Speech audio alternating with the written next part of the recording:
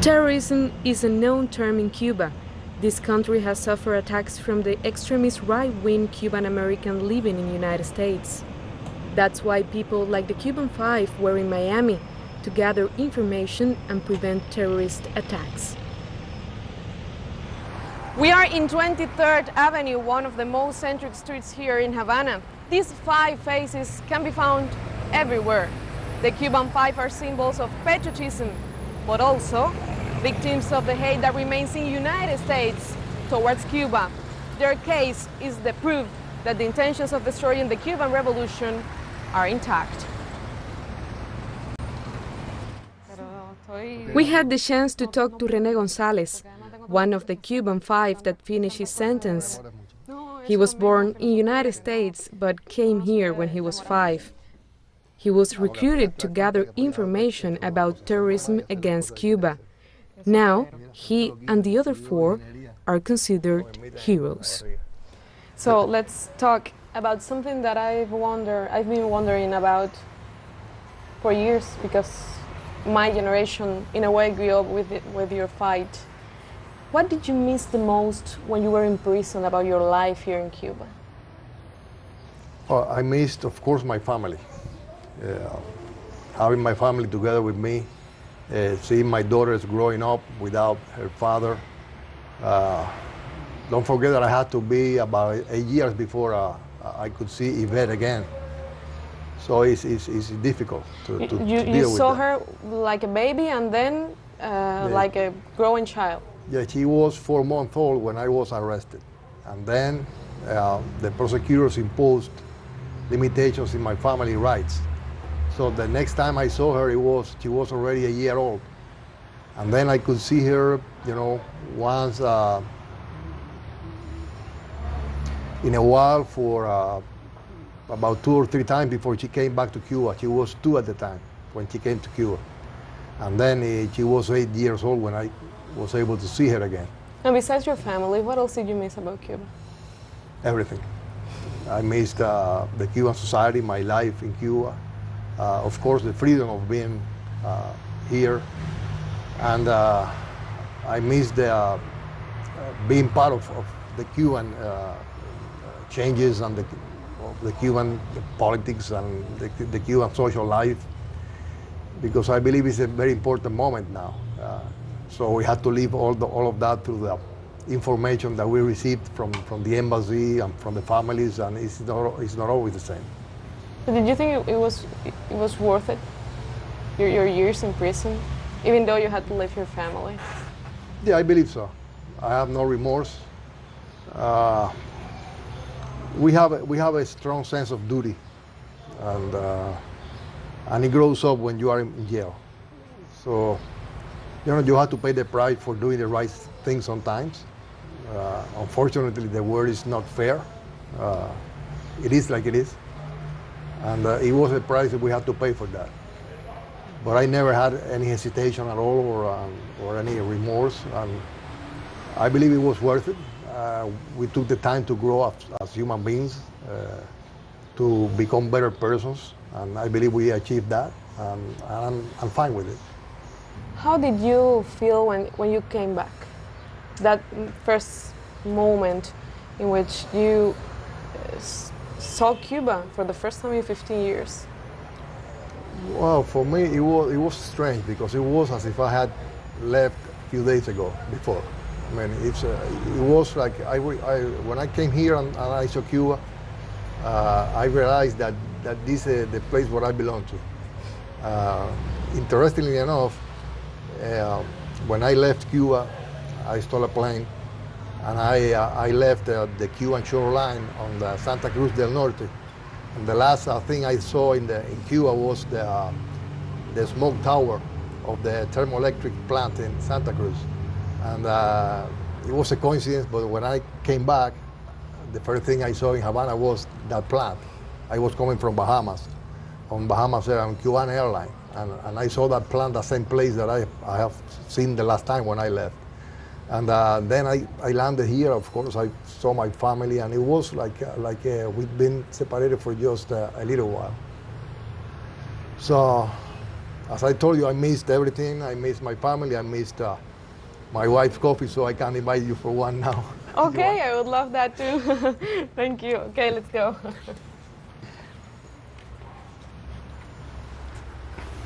Cuando estaba en la libertad supervisada, Olguita me decía por el Eso es un Skype. intento, ¿no? Ella me decía por Skype, échale tal cosa, échale tal cosa. His family suffered the distance, and even Olga, his wife, was imprisoned for some time.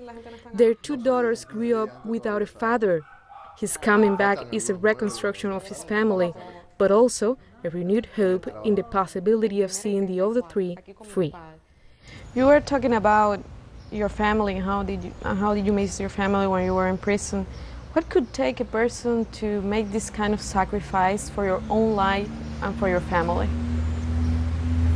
Well, as a matter of fact, although I'm sacrificing, you can say that I'm sacrificing for the whole society, but I can't forget that my family is part of that society. I'm firmly convinced that this is the place where I want my children and the children of my children to grow up. And I want to see this society evolve and become better, but I want them to grow up in this society.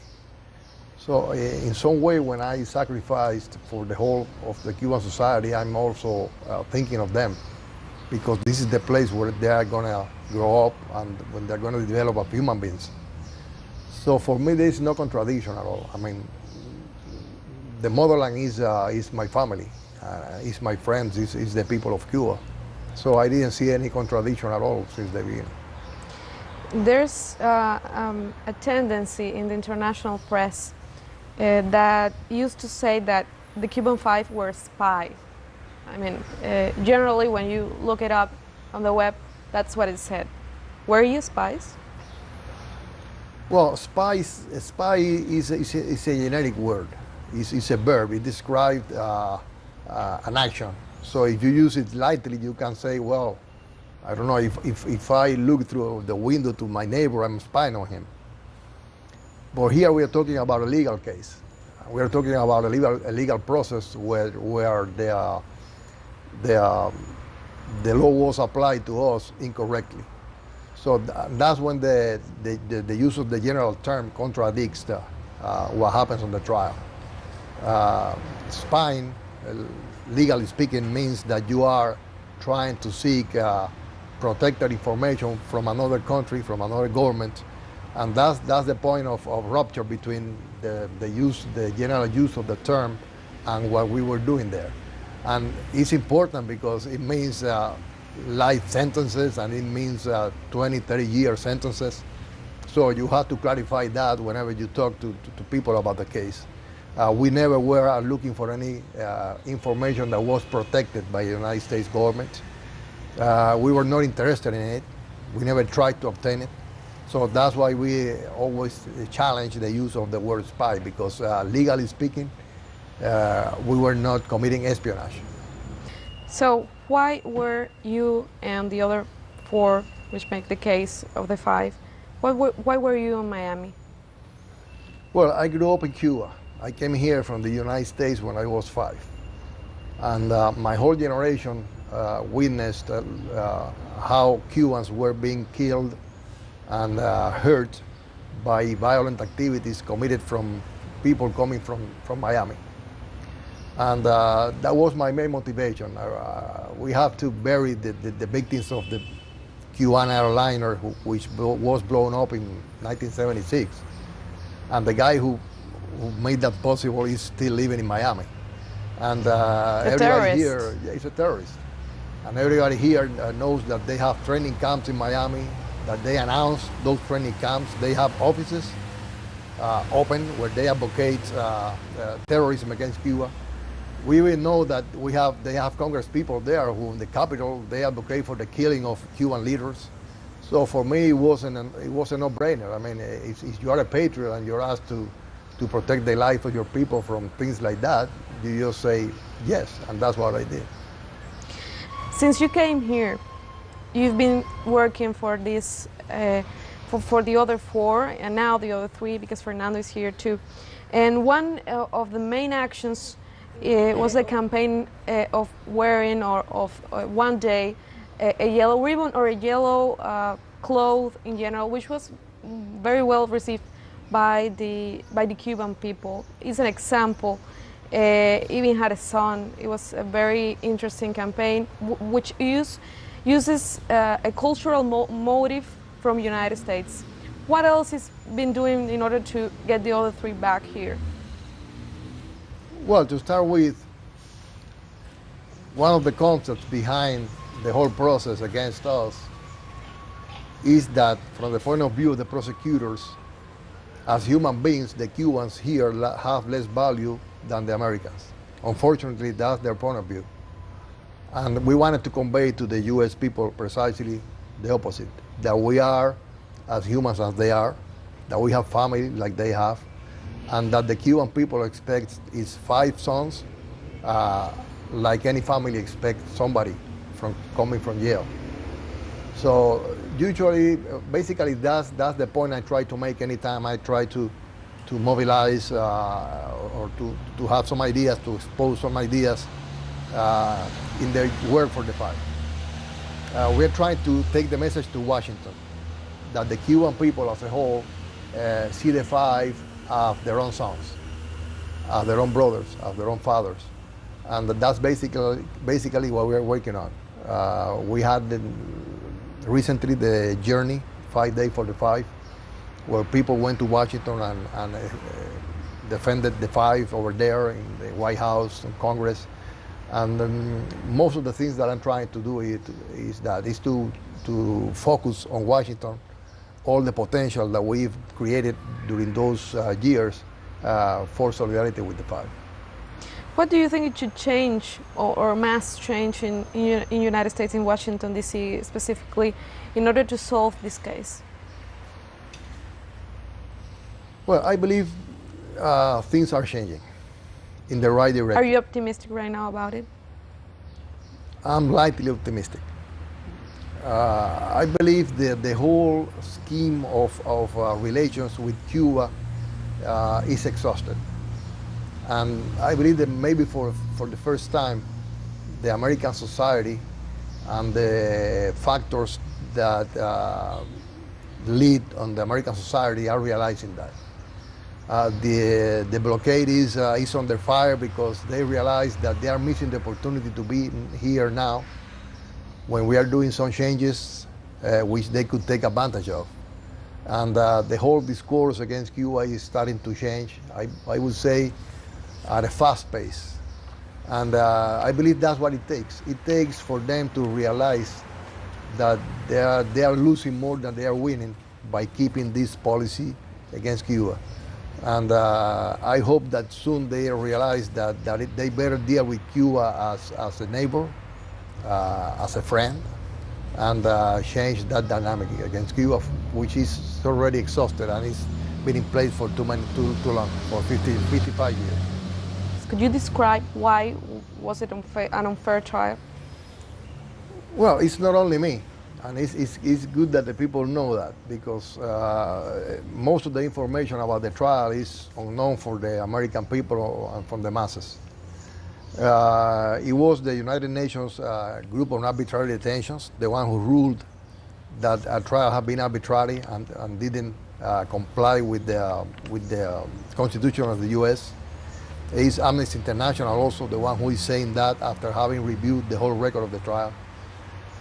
But our trial was a political trial where the 3 powers, supposedly independence of the states, combined to deny us our right to a fair trial based upon the 6th amendment of the Constitution. I would say that the most egregious violation of the Constitution was to hold the trial in Miami. It was just a common sense that Miami wasn't a place for us to have a fair trial. Upon that based violation of denying us a change of venue, which everybody would have agreed was absurd to keep the trial in Miami, they piled up violations after violations. We recently knew that they had paid journalists who were covering the trial probably more than $1 million, so they could poison the atmosphere of Miami, where the jury was selected. Of course, at the time of the trial, we didn't know about that. We know that they put us in the hole for 1.5 years, and then they put the evidence in a different place, I would say in another hole, so we couldn't have access to the evidence to prepare for the trial with our lawyers. And all of that was acknowledged by, as I told you, Amnesty International, the Human Rights Commissions of the United Nations. So, I mean, it's not only me. Everybody agrees. Nobel Peace Prizes, parliamentarians all over the world, personalities, politicians, international organizations of lawyers, that the trial was unfair and that they violated the Sixth Amendment for a fair trial. Rene, there's been other cases that, in a way, some analysts have made like a parallel with your case. 1979, 2 unilateral actions, one from Cuba that released CIA agents, and United States Puerto Ricans that Cuba had been interested in helping them in order to be free. Recently, Taliban's and the soldier Bo was released too, in a case that some people find similarities. And right now the case of Alan Gross, which was a contractor from USAID who was working undercover here in Cuba. That's in a way, some people make comparisons about this case and the possibility that could be solved in the same way. What do you think about this? Well, I think it's up to Obama to make that decision, but I believe it can be done. And all it takes from him is to summon up the courage to do it and to take the risk, which in my opinion are not so difficult. I mean, if you look at the deal done with the Taliban, that's a real risk. That's what Hillary would say, would call a hard choice, a really hard choice. In this case, we have 3 Cubans who didn't do any damage to the United States, who weren't committed to commit any act of violence against the United States, who were only defending Cuba from actions coming from the United States against Cuba. And of course, my 3 comrades in prison, they don't represent any danger in the future for the U.S. at all, contrary to what you would expect from the Taliban, which are still in war with the U.S. So I believe it can be done. A lot of people in the United States are realizing that, the absurdity of keeping Alan Gross here when the solution is in the hands of the White House. And I expect that Obama makes the right assessment of risk and benefits and realizes that that's the right thing to do. I don't have any grudge against Alan Gross. He committed a crime here. He's in prison. I know that he's judged.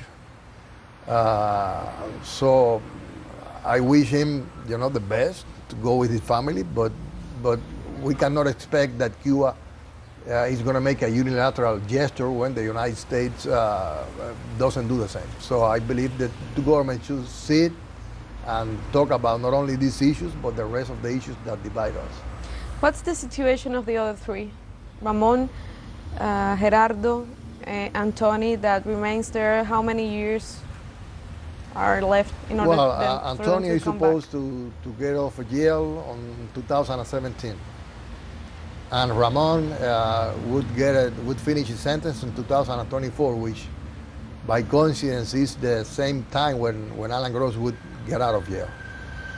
So if you look at it, what we are looking now is some people, I believe is a minority in the U.S. establishment, who are bent on a vengeance against the 5.